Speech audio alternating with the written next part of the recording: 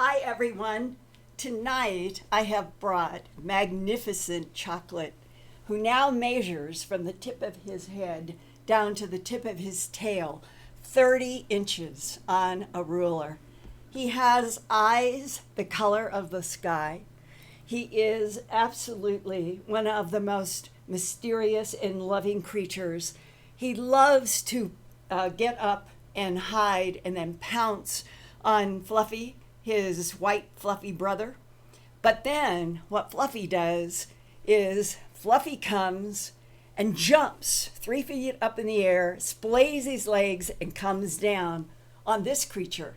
And then they're off for the races. They run and they jump, and there's exhilaration and joy.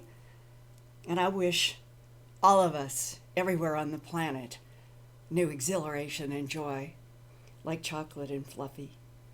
I'm going to let him down, and we'll see what he does tonight. Because I have a lot of both serious and fascinating things to talk with you about.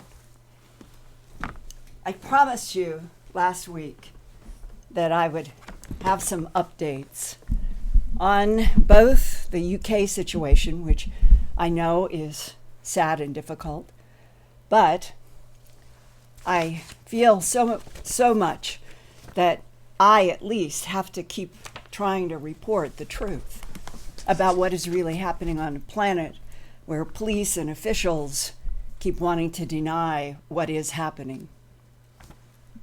So the other that I promised would be an update on the strange solar observatory. And so I'm going to start off tonight with both of them, and then I'm going to head in a really, really interesting direction, having to do with your child and you're going to bed and how many people float out of their body. I have an amazing story. So now let's go across the Atlantic to England. And there, Ian Holling, a UK computer technician who has been helping as a contributing reporter for Earth Files for several years, he sent me today the following news updates. The Change.org petition calling for the UK police to reopen their investigation in Croydon, south of London, and the greater London region of bloodless half-cats, beheaded cats, and dismembered cats. That petition for the police to come back and do a serious investigation has now reached 30,598. The petition says, quote, "The Croydon cat killer has been around for 3 years, since 2015, killing family, pets, and other animals in the most vile ways possible. On September 20th, the police closed the case, saying that the cat deaths were caused by foxes and roadkill by cars. But the facts are, veterinarians, ever since that headline on September 20th, have been coming forward, putting their names on the line and saying the animals are being killed by blunt force and clean, bloodless surgical excisions. There are no teeth marks. This petition has been started because we, the people, need the Metropolitan Police to open the investigation again and to keep looking to find this disgusting perpetrator," close quote. Ironically, as the public is asking for Scotland Yard to reopen the cat mutilation investigation, one of the animal groups known as SNARL, which stands for South Norwood Animal Rescue and Liberty, it has been approached by a UK agency calling itself Super Recognizers International, described as, quote, "world leaders in CCTV investigations and led by a man named Mike Neville, who used to work for Scotland Yard. He now wants to join up with Snarl to help on all of the cat and small animal mutilations." Snarl also reported today on October 3rd, 2018, that it has been approached by an ex-Metropolitan London Police and other police force members who would like to help Snarl continue its cat mutilation investigations, even if these professionals have to do this independently of Scotland Yard. Snarl says, quote, If you are ex-police or scene of crime officer known as Sacco and want to help Snarl, phone. And there is a phone number for England that is given with the area code of 44 and then 7961 030 064. For those who might want to call if they had any other information. Then the email is info@snarl.org.uk. I'll spell it out. info@snarl, snarl.org.uk. And the website that would be good for everybody to visit is https://snarl.org.uk. Now, back in the United States, in a region outside of Houston, Texas, called Woodlands, I just learned today about another mutilated cat there in mid-August, where there have been many bloodless mutilated cats in the past 3 months. This one is worth going over. KTRK-TV Channel 13, the ABC affiliate in Houston, interviewed a couple in the Woodlands who said their gorgeous Himalayan cat Samson, with clear crystal blue eyes and a face just like my chocolate that I just showed you, got out of their house and they went looking for him. Susan Van Laar, the cat's owner, said, quote, "He didn't come when we called him, which never happens. He's always come before." And hours later, Susan found Samson across the street from their house in their neighbor's yard in the most eerie, horrific scene. This is her description, quote, "The organs were lined up perfectly in a straight line, and there was no sign of struggle. There was a clean cut to his neck, a clean slice to his stomach. There were no puncture wounds like from another animal anywhere on his body." The couple posted online about the incident and urged all pet owners in the Houston area to keep their animals inside. The couple is offering a $5,000 reward for any information about what happened to their beautiful Samson. To date, no one has come forward with information, just the same as in London and in Australia and throughout the United States and Canada and Malaysia, where half cats, totally bloodless, precise surgery have been reported since at least the end of the 1970s. No matter where you live on planet Earth, I would like to hear from anyone who has a small or large animal mutilation or information about one. And the distinction is there is no blood, not on the ground, not on the animal, and the surgery is precise, straight lines, whether it's a head cut off, whether it's an excision in the belly, whether it's an excision in legs, or even cutting off a tail. It's the lack of blood and the surgical precision that veterinarians have been coming forward to protest the Scotland Yard police in London closing down their investigation, saying that it's foxes and roadkill from cars. It's not true. And the police know it, the ones that are coming forward to help Snarl. Now, if you can email me at earthfiles@earthfiles.com, just always remember I'm a reporter reporting news about the Earth, so it's earthfiles@earthfiles.com. I will always honor requests for confidentiality, but I would like to be able to keep reporting what is really happening on this planet with your help. Some of the emails that I have gotten since last week in a variety of subjects, some have stunned my mind, hurt my heart. When you realize what real humans living on this planet are experiencing, then it makes me want to try to work even harder to keep communicating to all of you. Now, there's another insight about why the FBI closed down the National Solar Observatory in Sunspot, New Mexico from September 6th to September 16th that I was reporting about here and at earthfiles.com. And the fact that the FBI did this without any explanation, and then later, by September 16th, when the management of the Solar Observatory put out a long press release and said that the reason was, quote, criminal activity, close quote.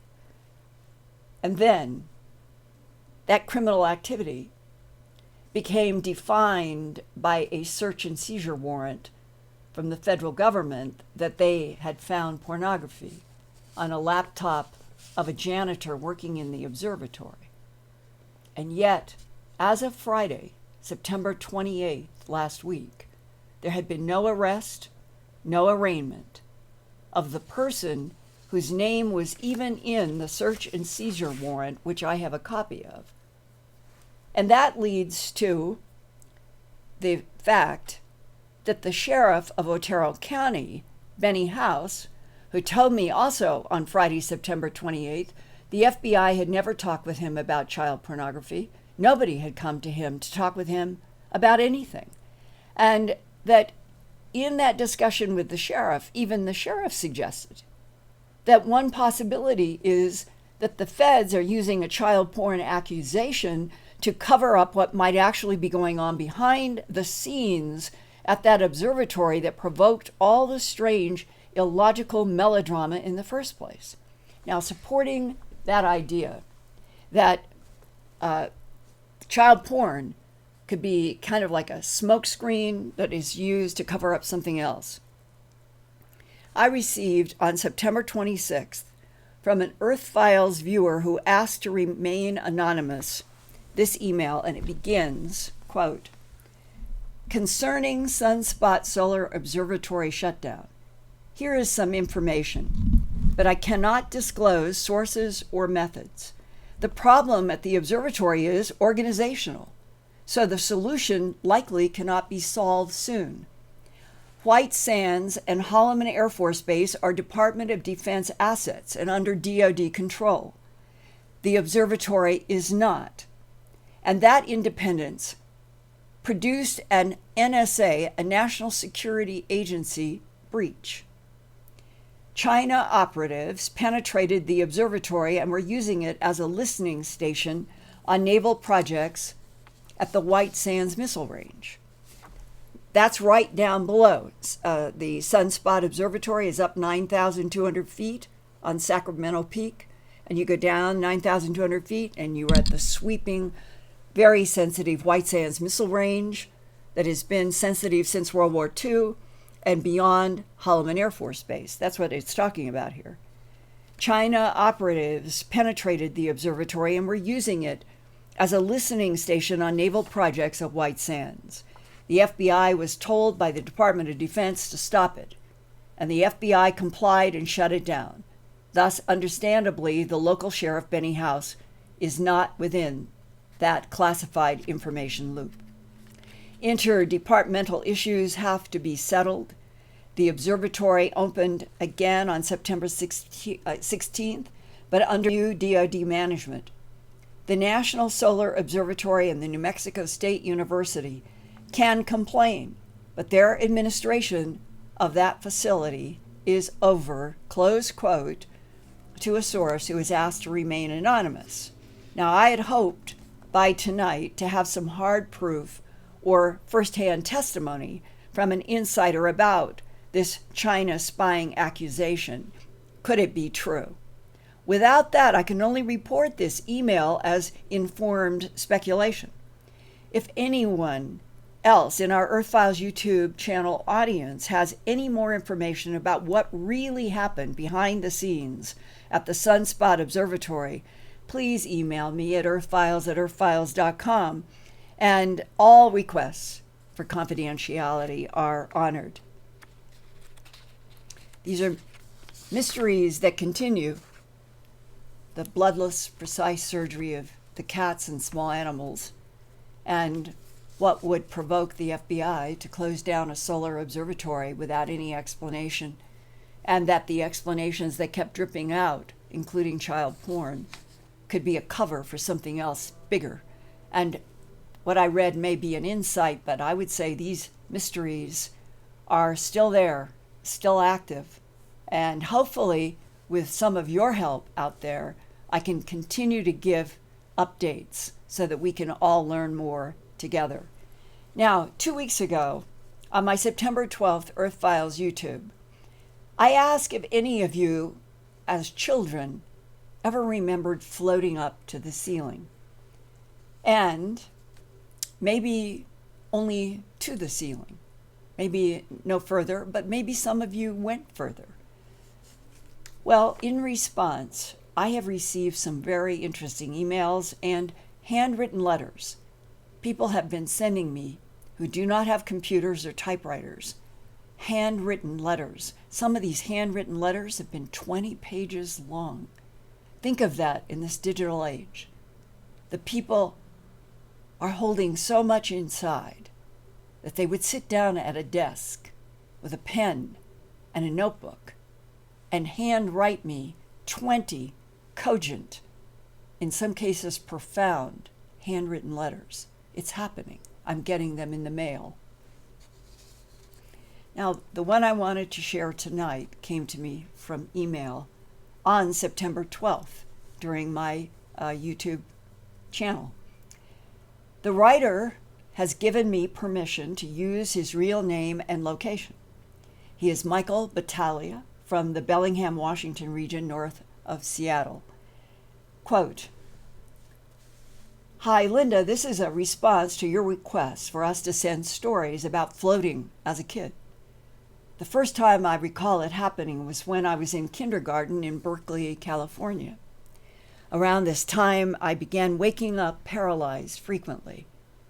The paralysis was always accompanied by visions. One time I saw Spider-Man. One time it was Casper the Ghost. One time it was a horrifying praying mantis, the size of a human, holding me down. Another time it was men in suits talking about me. Often I would wake up and only my legs would be floating, like floating in the air, or I would start to leave and then slam back into my body, jolting me completely awake. All that happened when I was a kid growing up, but it wasn't until I was in college that I began to try and get a handle on it. I went to the School of the Museum of Fine Arts in Boston, Massachusetts, and while I was there, I checked out a book from the Boston Library called How to Leave Your Body in 15 Days. First up was how important the diet was. You must be free of toxins, alcohol, chocolate, processed foods, red meat, sugar, starch. Stick to vegetables, nuts, and protein, mostly like tofu, and stay hydrated, which means drink a lot of water. Next, start practicing, which means laying down at a time when you would not normally fall asleep. And then try to ride yourself into sleep with a conscious mind. At first, you'll just fall asleep, but then you'll start snapping yourself awake. And then, after about 15 days, you'll fall asleep with your consciousness completely intact. And at this point, you can leave your body. The next problem, however, is that it's very uncomfortable at first because of your astral self.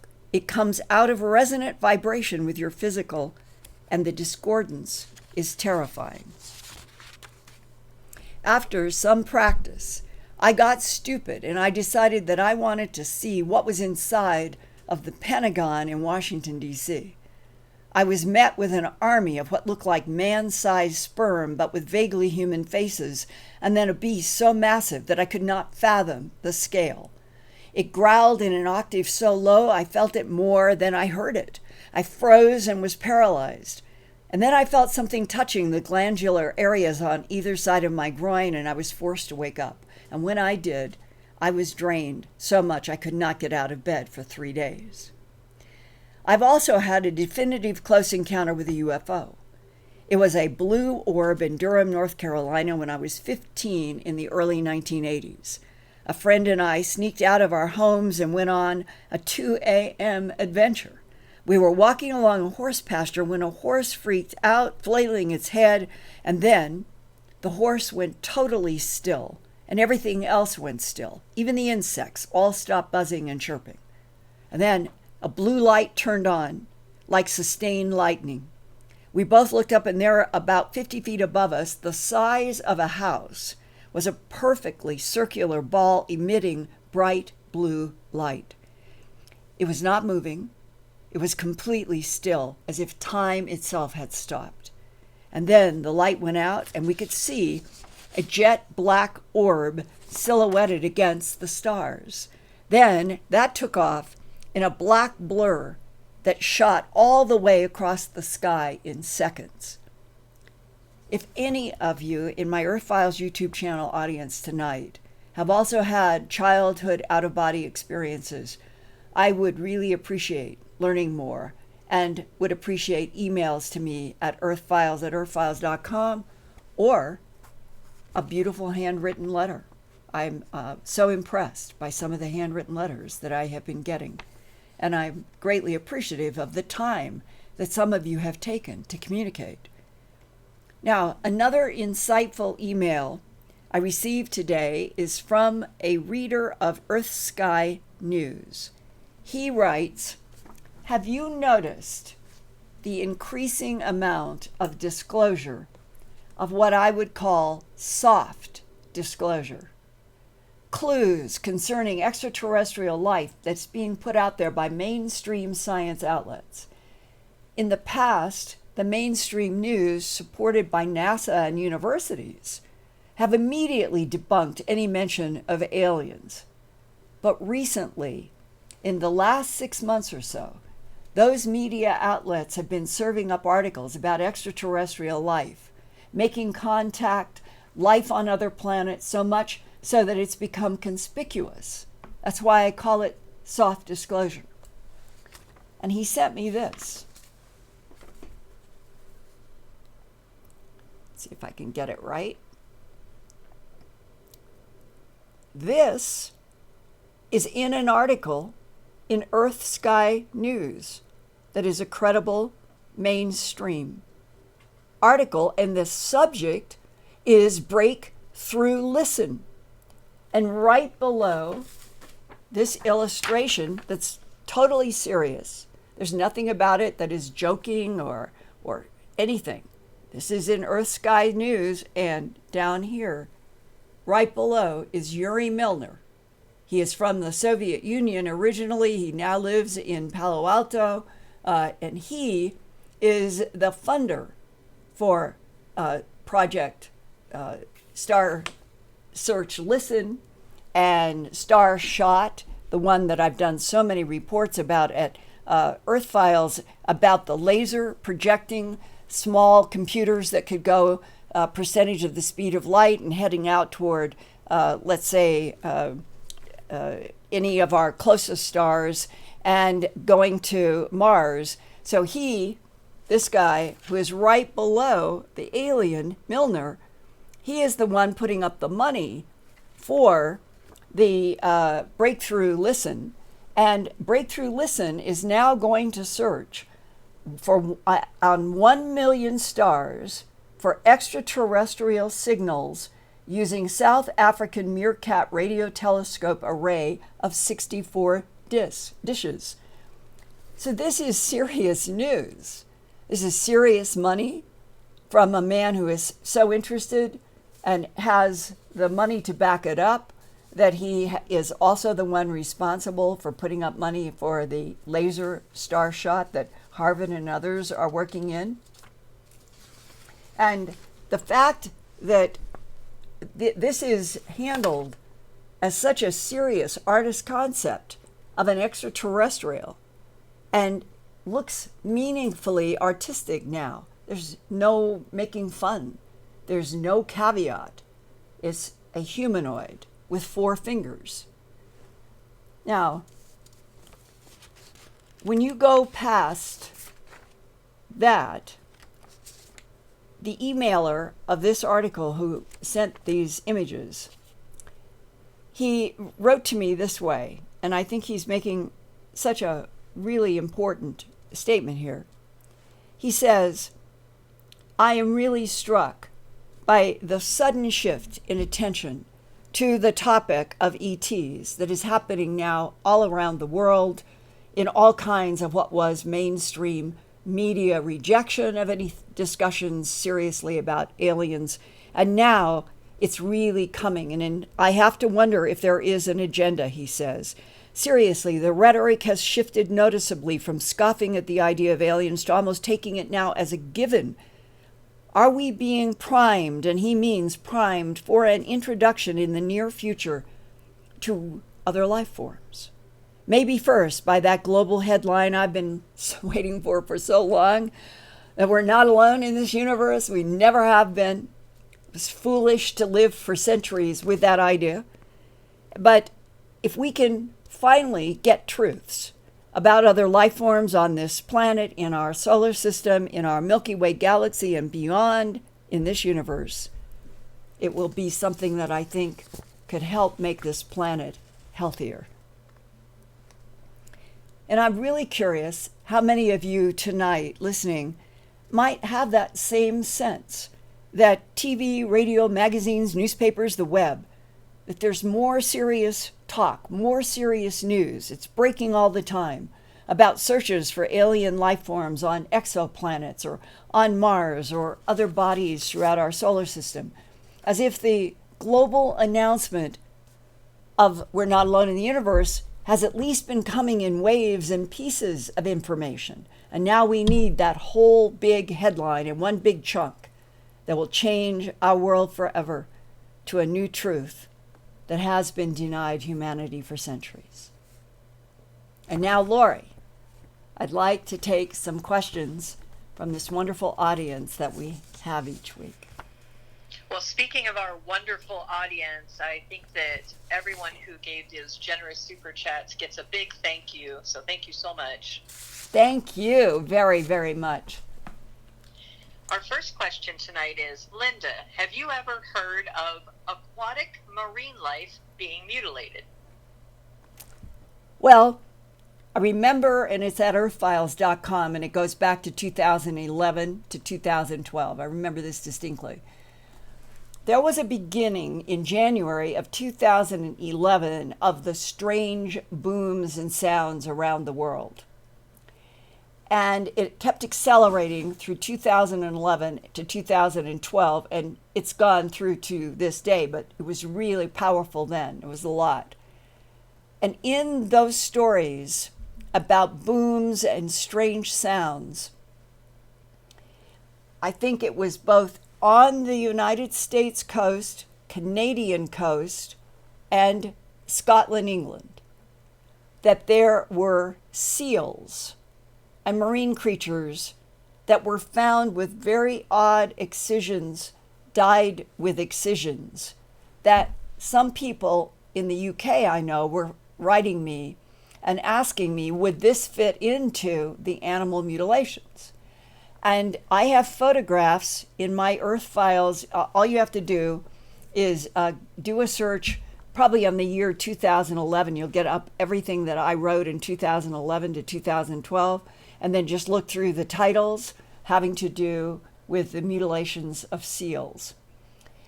The so-called mainstream effort to explain that at the time was that the seals had tried to swim through the rotating motor under big boats, and that's how they got these corkscrew. Some of the seals had perfect bloodless corkscrew cuts. But there were some pathology exams that dismissed that for reasons having to do that if you put a real seal through a real motor, what would happen? Because these were just hide or skin deep. So it was a mystery, and it's one of the cases that has photographic, and I believe there were videos of some of them as well, in 2011 to 2012. And it may or may not fall into this category of what is happening on the land, but is definitely worth going back and reading my Earth Files reports about it and being able to see these photographs, people ask me about photographs and videotapes, and I say, I keep it into real X files, so no child and no one just stumbles into all of my investigations of the unusual deaths of animals. You can't get there by stumbling into it. You have to be a paid subscriber to the real X files section on purpose. But if you go in there and you look at the photos, you will see that whether we're dealing with animals that are cattle or horses, or we are dealing with the small animals of the cats and the rabbits and the foxes are mutilated too, and other creatures as well as large, it's the eerie lack of blood, no scratches, nothing torn, no signs of struggle on the ground. It is the eerie preciseness and lack of seeming violence where the animals are found that separates them from natural wild predators. I have entire booklets that are put together by the Department of Agriculture. I've had them for years, that show what natural predators ranging from cats and wolves and coyotes and any and all, what do they do? What does a kill look like of a cow, a horse, a pig, a goat, a sheep by natural predators? And you go through these Department of Agriculture books. Oh, there's blood everywhere. The skin is torn. The ground is usually, it's torn up because there's been a battle. It's completely different. So I think what I'm trying to communicate is it is safe to the mind to go and look at the mutilation images, because you're not looking at anything that is gross. It's the opposite. It's so pristine. It's weird. It is eerie. But it's the pristineness going all the way back to the very first animal that I ever saw in Colorado. It was the eerie pristineness that grabbed me and has never let go. I wanted to understand what in the world could do this and why. And 40 years later, it is still global. It's still ongoing. There are cases every month somewhere on the planet. If it is an alien presence, which is my personal suspicion, why are the large animals or the small animals ever returned? It is as if we are dealing with something. It needs maybe genetic material from Earth. But what is the reason that any cat as beautiful as this Samson in the Houston region, the photo of this cat is just breathtaking, the face of chocolate, and they find it, no blood, no signs of violence, but its life is gone. Why the laying out in a line of organs? Why in the large animal mutilations have some of them been pregnant cows, and in a few cases the pregnant calf, or the calf from the pregnant cow, has been removed, and in others it's still in the cow? And that every time you say, well, there's a pattern and it's leading up to this, it is as if the phenomena reads our minds, knows exactly what we're thinking, and then does exactly the opposite on another case. It's happened over and over. And if we're dealing with alien intelligences that they assume that this planet is theirs because they've been here longer than we have been alive as a Homo sapien species, but they don't live on the surface. They live underneath the surface of the rind that goes around this big planet. And we are surface life, and that the animals can be harvested. At least from everything that I have been exposed to, there is no hard evidence that human beings are handled the same way of the animals. But humans are abducted. And then there is a whole other category that David Paulides investigates so well, and that has to do with so many missing people out of a lot of national parks and areas where there are lakes. None of us can prove anything about the absence of people. They just are statistics that go year after year after year. What has happened to, let's say, 500,000 people in a year? Is there any relationship or not? Is there some completely other explanation there? Or is there a link? I can say with conviction the same thing that I have said to rancher after rancher in the hundreds of cases that I have investigated by myself around the world of the larger animal mutilations more than the smaller animals.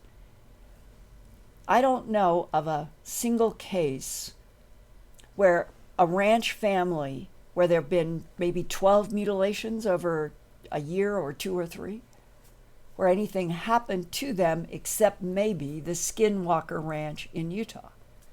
That one is notorious for having a family that moved in and they were going to raise Seminole cattle, and then they have red lights in the house and they have a big craft over the pasture and they have Sasquatch and they have animal mutilations and they have cameras that are destroyed and they have scoops of their pasture that are lifted by something that could lift up tons without leaving any foot marks or machinery marks. And the list goes on and on of what happened at the Skinwalker Ranch, in which it is almost as if a dictionary of all of the phenomena that would be called the Fortean unusual phenomena on this planet, all were concentrated on that ranch in Utah. Maybe it's because there are magnetic fields that are weak there. Lieutenant Colonel Philip J. Corso told me before he died in a private discussion that I had with him in Florida. Chocolate just knocked over the wastebasket. Colonel Corso told me that he had personally been involved and knew about how our government was trying to block the collapse of magnetic fields at around 9 locations on the planet, where if magnetic fields collapse, it opens up portals and other things come in and out.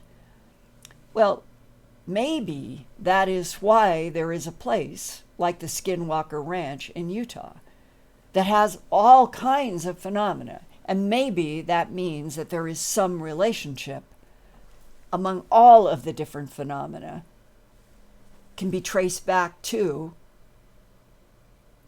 one intelligence. And if there is one overarching intelligence behind all of that phenomena on the Skinwalker Ranch, does it fit into the category that I have reported about in my books and on television and in radio before, where I interacted with the National Security Agency and a Defense Intelligence Agency analysts back in 1993 to 1994, and they communicated to me then only on floppy disks. And that's all printed out in my book, Glimpses of Other Realities, Volume 2, everything that I sent them and everything they sent me. And in one of their communications, they were saying that we are dealing with a non-human entity, intelligence, that is neither benign nor neutral. I've thought about that a lot. Neither benign nor neutral. The implication is that there is something that doesn't like us, humanity, doesn't like the Earth, a planetary body that supports life. What doesn't it like? What is neither benign nor neutral. But countering that have been many people in the world of remote viewing who say that they have been able to access, yes, the universe is teeming with life,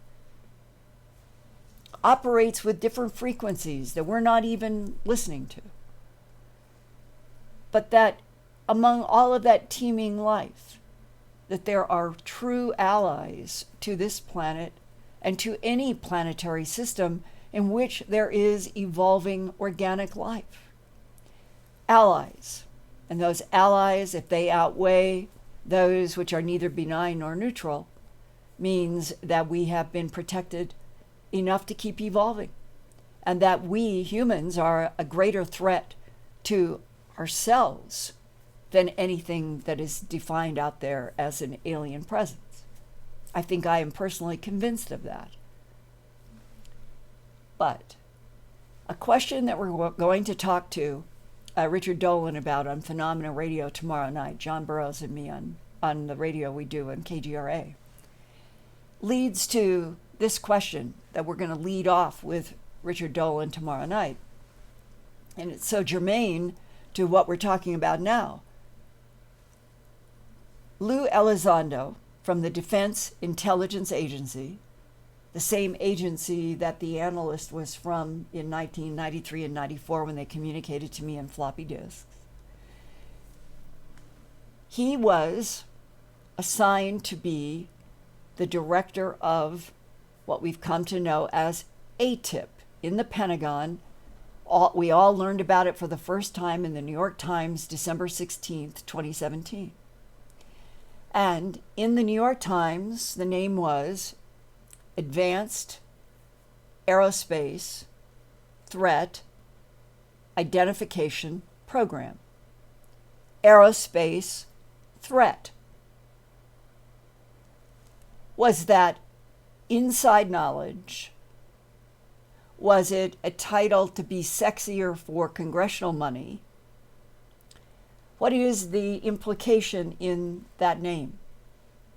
And that now we know because Louis Elizondo has confirmed to me in person and to others in person, and we now have George Knapp did reports in Las Vegas that we're going to be talking about tomorrow on Phenomena Radio, having to do with the title of advanced aerospace in other projects. So if advanced aerospace threat has been operational in an office in the Pentagon for at least going back to 2007 and probably a long time before, what is it that our own government perceives as a possible threat, and that would be in the office name? I've been told that government analysts have lived under strict rules. You cannot talk to the public in general about any kind of threat. There will be panic. My own personal point of view is, as a reporter who has walked this planet, been dealing with a very difficult subject of animal mutilations for 40 years, the thousands of people, I think that's a fair statement to say, that I've talked to either through conferences or television or radio and in person, I get the opposite. I get people who are angry because there's secrets. People who are angry because they know that their governments have been lying since World War II. People who are so fed up with feeling like our taxes get taken for systems that then define our existence. And they define our existence with policies of denial and lies. If everybody got on the same page, if everybody were told all of the same truths, maybe humanity would stop fighting each other. Maybe we would finally look at each other and say, I'm going to help you, because if we help each other, if we stand together as a human family with allies, that have been defined for me by people who are whistleblowers, that there are allies, then maybe we could finally live on a planet that begins to move toward supporting life. Our life, creatures' lives, cats' lives. And maybe we would be able to stop whatever it is that can behead a cat, cut it in half, dismember it with no blood, which, if you take all the large animals and all the small animals that have been mutilated on this planet for the last century, the lack of blood, every law enforcement person I have ever talked to who has actually investigated, every single one says these animals have to be being taken somewhere and lowered back down to the ground. The mutilation, the cutting, all of it is done someplace else. And then the animal, large or small, is returned. But the ranchers themselves, to my knowledge, they've never been hurt. They may have seen a red beam come down in their front yard. They may have seen a white beam taking up an animal. It is as if the different colors of beams relate to different masses that are going up in these beams. I've heard of people who have had green beams coming down into a garden and have seen plants go up into a green beam. The white seems to do something, a yellow does something, a red does something, and you get these color frequencies as if there is a relationship to the mass that is being picked up. But nevertheless, those beams have been there for centuries being described by human beings. Ranchers have seen animals rise up and be lowered in these beams. That is at least evidentiary testimony, even if we don't have the proof and the technology out here in the white world. But I know ranchers who have had 10, 12 mutilations, usually of their best animals, and they live on that ranch, and they're untouched, and they are provoked by the mystery, and they want to understand who, what, why. But they're not collapsing. They're not running scared. And so I hope that in these discussions with all of you on these Wednesday nights on various subjects, that we can together begin to feel like that we are reinforcing ourselves as humans who have this time together, not for any lies, not for any deception, not for anything, but trying to share truth and as much pressure of fact as I can possibly come to bring when all of these forces are working against any of us having facts and truth. Now, something that has been changing, and what we're going to talk about tomorrow night on Phenomena Radio, because Rich Dolan and I and John Burroughs, the three of us feel that to the stars, the scientists that are now working, where Luis Elizondo and Steve Justice and Hal Puthoff and that group are working with Tom DeLonge and To the Stars, that there is a real goal. I think it is a real goal to try to do science in the white world, where we need it so badly, where we need scientists to be convinced that there is evidence and hard evidence that can be studied, and that we might make breakthroughs, real breakthroughs in technologies that would help all of us. If we could get stuff that's in the black world and has been there for decades and completely locked down with non-disclosure agreements, start getting it out into the white world, letting the brilliant minds in all these universities, people like the Nobel Prize laureates that have been being announced, let them work on some of these physical elements and materials and craft. And stop lying about the fact that there's other life in this universe. It could be a glorious next half of this century if we could start interacting with each other with truth and facts. And So tomorrow night on Phenomena Radio, we are going to have a discussion which is supporting the idea that it's starting, and we would love to see it keep going, that we need real and credible and brilliant scientists to be helping everybody deal with a phenomena that is so strange, so bizarre, and that doing more pathology on some of the mutilated animals might teach us something that will guide us to what's happening, instead of don't show anybody, don't talk about it, get rid of the cats as fast as possible, bury them, no pathology studies. So I guess I should ask you all, through Lori, do you agree with me or not? Are some of you really upset by the news on the animal mutilations? Lori, I would like to ask that to our stream and just see what it is that starts coming back. All right, I just put that out right now. And in the meantime, we had another awesome group of folks on Super Chat. So a big thanks to them. Thank you. Okay, here we go. The chat's moving awfully quick, so I'm going to do my best. All right. Here we go. Yes, we do. Another yes. It says, we can handle the truth and we need the truth. Yeah. Stephen says, I agree. Yes, we agree. Let's see. Yes. Disclosure will be a very small insight into truth of our essential reality. However, it will be necessary in a significant event. Someone also wants you to give chocolate some catnip. So it looks like overwhelmingly I see just over and over again, yes, absolute truth, yes. I'm sorry, it's going so fast I can't even read all the yeses to you. Good. Yes. Good. It's like we want to go very, very this, much. Right, to the whole planet. Let's get stronger.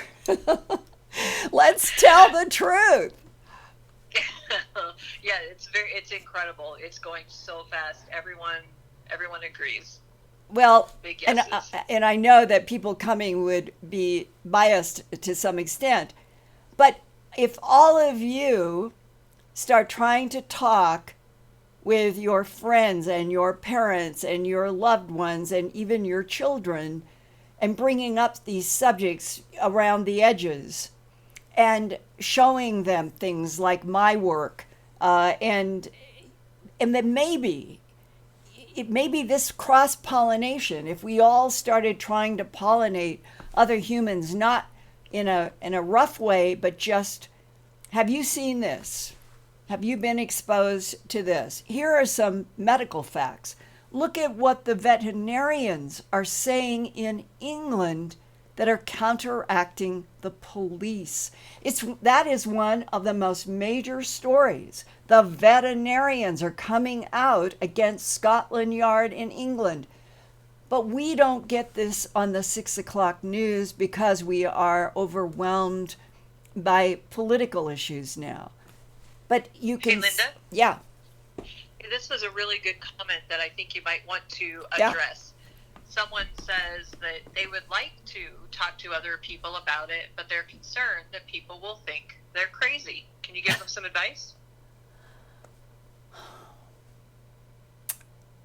When I think back, 1979, I'm married, I have a child, I had dogs and cats, garden, overwhelming life. It was so busy. And I make my first trip to learn about a cattle mutilation from that sheriff that I've told you about. And how I went through an Alice in Wonderland mirror. I went from one life to another life, actually in a night. And I became nervous at night. I had never in my life, up until doing A Strange Harvest, had anything but a love affair with the night sky. I was a little kid with a telescope and astronomy. And why I'm telling you this is it was encountering animal mutilations and having law enforcement tell me the perpetrators are creatures from outer space. And there was absolutely nothing in my life or my background up to that moment of 79 September that prepared me for that sentence, the perpetrators are creatures from outer space. And I've told you all how it was like a 220-volt circuit hit me. It was an electric feeling. Then, as I kept moving further through human abductions and physical evidence and working with pathologists and gathering more and more and more physical evidence that I knew was real.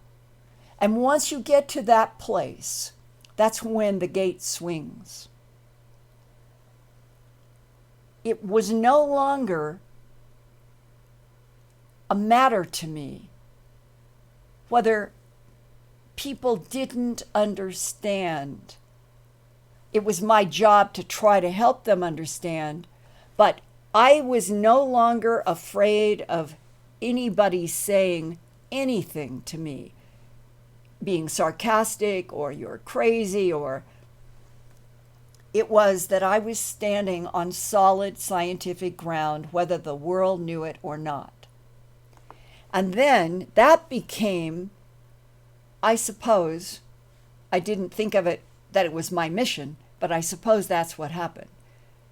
I was an investigative reporter and a TV producer, writer, director, editor, but I then wanted people to see what it was that I was seeing, to look at the scientific material under a microscope on the ground, what I was learning about all kinds of things that were physical and saying, this is occurring, here is the hard science. And that is what led me to do my first book, An Alien Harvest, after the TV documentary A Strange Harvest. And then by that point, my life could have gone two distinct paths. I could have rejected from there on out, after having done A Strange Harvest and getting an Emmy and having HBO come to me and contracting for that, having the government interfere. But I could have said, I'm just going to be a producer, writer, director, editor. I'm going to live in New York. I'm going to do documentaries for home box office, and I'll live out my life happily. I could have done that. I could have done that very much. But there was something about having been exposed to large truths that were completely outside the box in which humanity lives.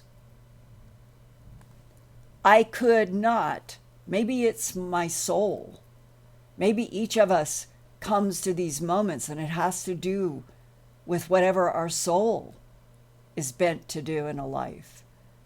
I could not, I was incapable of walking away from the desire to share credibly. And that was, I remember, whatever you do, you have got to be as credible a professional as you can possibly be in whatever you do. But more than anything else in my life, I wanted other human beings to understand we were not alone in the universe, that animal mutilations were a part of what was going on this planet in relationship to other intelligences, even though I did not understand why. I felt that it's more important to know the truth about what is happening than it is to worry about whether the human condition is evolved enough to handle the statement, we're not alone, we never have been. This planet has been manipulated up the kazoo like a laboratory for millions of years. I'm convinced of that. Humans are just one of the latest experiments. But does that mean that I would get down on my knees to something that shows up and says, We made you. We put you here. You have to live it. We're trying to learn something. No, I would never get down on my knees. But would I like to extend my hand and try to shake the hand of another life form that says they made us? Absolutely. Would I like to be able to sit down and try a telepathic download of what some entity who said they have been working in this laboratory Earth for millions of years and this is what they are trying to accomplish? Would I like to take that telepathic download? Oh my God, yes. And what would I want to do? I would like to try to turn it all back to you. If I could get truth and I could understand the layers and the chess game, my immediate desire would be to turn it back to you. And that is where that decision was made in my life in the HBO project in 1983. And I knew that if I was going to survive, I was going to have to find a way to remain independent. And that's been the evolution to get to Earth Files, and all the work that I have done is to stay independent so that I could pick and choose what I wanted to do. If you take a check from somebody, you are under their thumb and they can tell you you cannot do this. And that's why I have worked so hard to be on my own ground. And in this process, I have done so many things alone, totally alone, in so many parts of the world. If something wanted to take me out, I would have been gone a long time ago. The very fact that I've had the life that I have had, a huge desire to get the truth out to humanity, because I think it is so unfair to live on a planet that has been flooded with lies, corralled with lies, manipulated with lies by minorities for so long, that there is a big part of this that probably a lot of you feel as well. It is like that there are groups of us that are becoming more and more and more knowledgeable on our own, independent of governments in all countries. And it is like the French resistance in World War II. We are beginning to have our own new context for history and our presence and looking into the future, which I hope will include the handshake with something that is an ally, that can tell us why there is something out there that is neither benign nor neutral. What is that is neither benign nor neutral?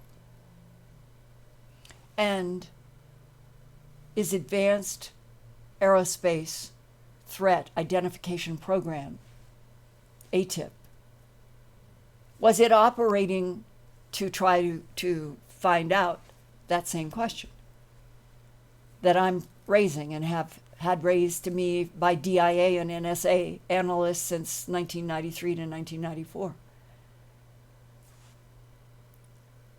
A lot of you have heard me say on Phenomenon and other places and in conferences, it's kind of a joke, but in a way very real, that I have dinner bets that we're going to get this headline, "We're not alone in the universe," by New Year's Day 2019. And I'd like it to come through science. I would be thrilled if it is a headline that says we had microbes on Mars, swimming creatures on Enceladus, fast radio bursts are what Avi Loeb at Harvard says are light speed transports. That's a speculative hypothesis. But he is the chairman of the astronomy department at Harvard University. He is one of the advisors to Starshot, that we're going to try to go to Alpha Centauri, one of the closest stars, with a little computer that's going to be blasted out with light. And that's being paid for by Mr. Milner, the same one who's doing Breakthrough Listen that I talked about earlier. We are at such a crossroads where if all of the authorities on this planet would agree we have to get out of the lie that we're alone in the universe, I just feel like it would be springtime on Earth. Not problem-free, but spring to me is a new air, a new chance, a new moment to go forward where the whole planet would be more together with governments and authorities as a human family. And that, to me, that's worth fighting for. That is a revolution this planet needs. And if our getting together on Wednesday nights, you can keep talking with people and we can keep pollinating and trying to get people to ask wherever they are, in whatever country, wherever you are now listening to me, if we could all just keep asking, maybe there will be congressional hearings. We're going to talk about that on Phenomena Radio tomorrow night as well with Richard Dolan. There are all kinds of rumors that there are going to be secret, behind closed doors hearings on exactly what we're talking about tonight. But in Washington, D.C., with people who are part of our control system in the United States. If that rumor is true, then maybe it means we're getting close, whether it's by New Year's Day or not, but we're getting close to we're not alone. And on the other side of we're not alone is who's here with us. And there are some of us who would like to be on the other side of that statement the morning, the night that we get the global headline in order to help you and everyone try to understand more. It'll be a truly revolutionary moment. And with that, tonight, Lori, I would like to thank you and Michael and everybody who came tonight. And I know I have talked in sort of more larger pieces tonight. I promise next week I'll take a whole bunch more of your questions. This solemn promise. But I would love your feedback about how you feel about this whole issue. Even if there are animal mutilations, should or shouldn't this whole earth know everything that is happening? I love you. Thanks, Lori.